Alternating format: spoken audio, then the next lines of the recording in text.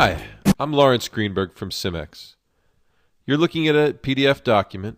It's a sales order, and it's typical of a whole class of documents, purchase orders, packing lists, invoices, where the document has some information at the top that is for the entire document. Then it has a series of detail records, sometimes several pages of detail records.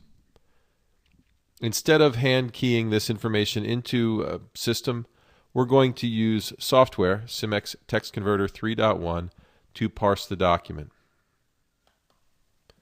I'll drag and drop this PDF into TextConverter. We're going to see if TextConverter's artificial intelligence can find the structure of this document and parse it for us automatically.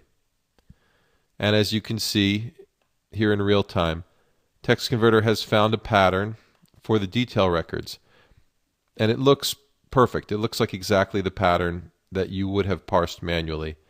It's got 7 input fields, and they all look good here.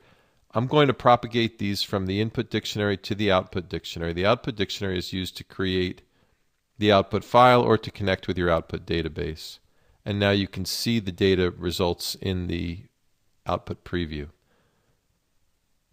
I'm going to name these fields, and I'll do that just by cutting and pasting the names over from the input document to the output dictionary.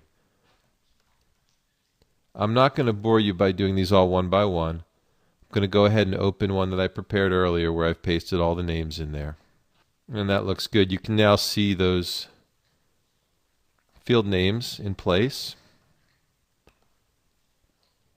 We also want the information from the top of the document. I'm going to add some fields here to the output dictionary. The first one will be customer number. So we'll go ahead and make a field for that. And we'll just put it right there in the output dictionary. And again, instead of boring you with the creation of all those fields, though it's rather quick, I'm going to go ahead and open a project that I created earlier. You can see here that we have the fields all set up and labeled in the output dictionary to receive that data that we're going to parse from the header of this document. We're going to parse it with a little bit of script. There is absolutely no simpler way to do this. This is the simplest way to extract this information from this document. When you open up the script editor, it starts with option explicit, meaning that we have to declare our variables. We'll start by declaring a couple of global variables. One is V, that's an array to hold the values that we're going to extract, and the other is NF, just the number of fields. We'll set up the number of fields using the output dictionary object, and it has a method called getFieldCount. Very convenient way to get that information. Then we'll just redimension that array to the number of fields. Next, I'll use a context function called onRecord. OnRecord is going to be invoked with each new line from that parsing view preview. So in each new line, it's going to do a couple of things, and that's how we're going to get the information out of that header record. So the first thing we're going to do within that function onRecord is we're going to declare some local variables. We're going to use S, and that's just the string itself, the line text, and we're going to use I as an iterator. We're going to use the object this.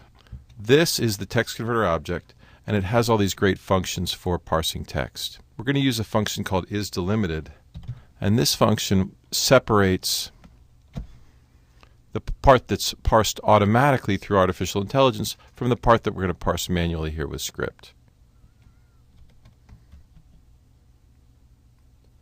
Then we're going to set up our for loop to initialize those output fields. Again, we're going to the output dictionary object, and this time we're going to use setFieldValue. And it just pops right up. I don't have to type that. And we'll set the field values in this array using our iterator I and a next loop. Then we're going to go ahead and set up the variable S to be that line of text, and I'll do that just by taking this field 1 here from the input dictionary, and I'll drag it right into my script. It's faster than typing it. You can see it puts it right there for you. Wonderfully easy. Then we're going to use a target function called update, and the object target, you can type the word target or you can just type the abbreviation TRG and then put a dot, and you'll see a list of the functions pop up. And the one we're going to use, update, updates the value if it's non-zero. And this saves us the trouble of having to do a little if-then loop to make sure it's non-zero. Now we're going to use mid from the target string library, and this is considerably more powerful than the mid that's included with VBScript. It allows us to use regular expressions to define the beginning and end of the string that we want to parse. So we'll define the beginning of the string by grabbing some text from the document itself, copy that text, and paste it right into our script. And we'll define the end as 3 spaces or an end of line. That vertical bar means or, and the $sign means end of line in our regular expression syntax. I'm going to go ahead and do the same thing for the rest of these fields that I need to fill up. For order number, you can see I've got some text there, requisition date, required date, PO number. I'll fill up each field in this array with this information. And at the end, we'll use this skip record, again, to separate our delimited text from our parsed text. Let me just go ahead and tab this in, make it look a little neater.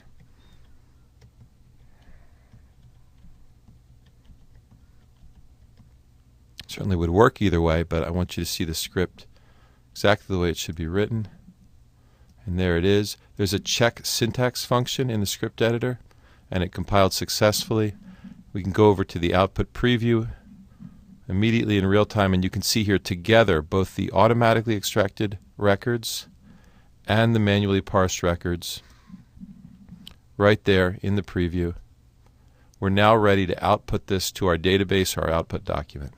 We're parsing these all to a single table, the output dictionary. I could also create as many new table objects as I want. I could put these into separate related tables. We're going to do that in another demonstration. I just wanted to show you how easy it is to use SiMX TextConverter to parse a sales order document.